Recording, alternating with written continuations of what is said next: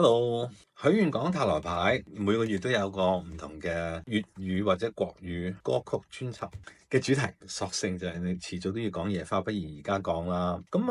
野花嘅主人翁咧，當然係林憶蓮小姐啦。佢今年咧又喺度做緊一個非常成功嘅演唱會，叫做 Resonance。兩件事擺埋一齊咧，我就呢一套新嘅野花牌咧，花牌咧。咁就可以同你，我都唔知你係邊個，你係水瓶座，同水瓶座咧去分享下呢啲野花能量對你有啲咩影響啦。Calendula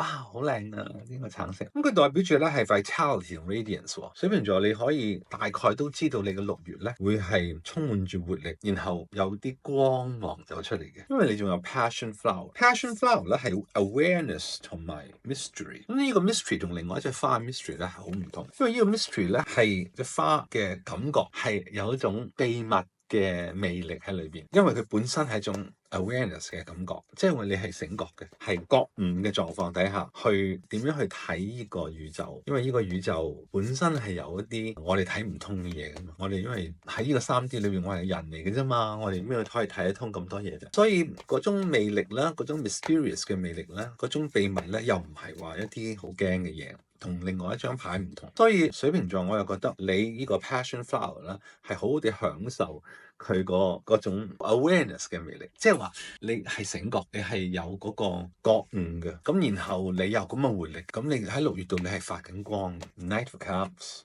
充滿住呢個愛心嘅一個騎士，佢咁樣開始你個呢個閱讀咧，我都覺得都唔使點樣擔心。好，我哋睇埋落去啊，出嚟咩？Hermit 雖然係處女座嘅牌啦，當然有個處女座會出現啦喺你個人生裏邊，但係我覺得最重要都係水瓶座，你又要翻去裏邊同你個公我傾下偈，揾到你嘅星星咯，你就係星星，即係揾翻你自己，揾翻你自己，你咪有你嘅 awareness 咯，咁你咪通咯成套牌，咁咪公平咯，咁你個 major arcana 就係 justice 天秤座嘅牌，天秤座同你好夾啦，又係空氣嚟嘅，好快係你自己嘅鍵牌嘅騎士，咁樣去睇你個閱讀咧，我睇多張花嘅牌 ，Iris， 陳百強咧 Danny 仔最中意嘅顏色，紫色嘅 Iris， 代表 intuition communication。你如果有溝通嘅能力喺呢個月，加埋你咁有活力同埋咁放光嘅狀況底下咧，你哪怕用少少時間，或者當你放光嘅時候，你又喺裏邊喺度揾你自己個星光啦，咁你個星光就會慢慢咁發出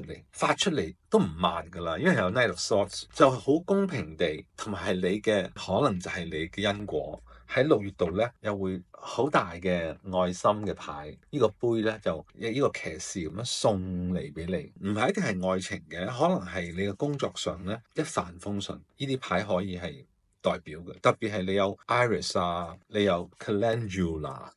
呢啲咁嘅牌咧，亦代表你係非常之豐盛，係。冇牡丹，因為我好中意牡丹啦，我都希望你水瓶座攞到牡丹。你冇攞到牡丹，但係唔緊要啊，你有 Calendula 好靚，我好中意着呢啲花噶，再加埋啲 Iris，你睇下啲顏色幾靚。咁所以喺呢個花嘅閱讀裏邊咧，你哋一啲都唔弱咯，水瓶座，你會係有住呢個內心嘅光，衝向你嘅6月，衝過你6月，好似呢隻馬咁，幾有活力咁衝，係咪啲牌都係通嘅，好衝得嚟，好公正同埋。好有愛心，所以水瓶座，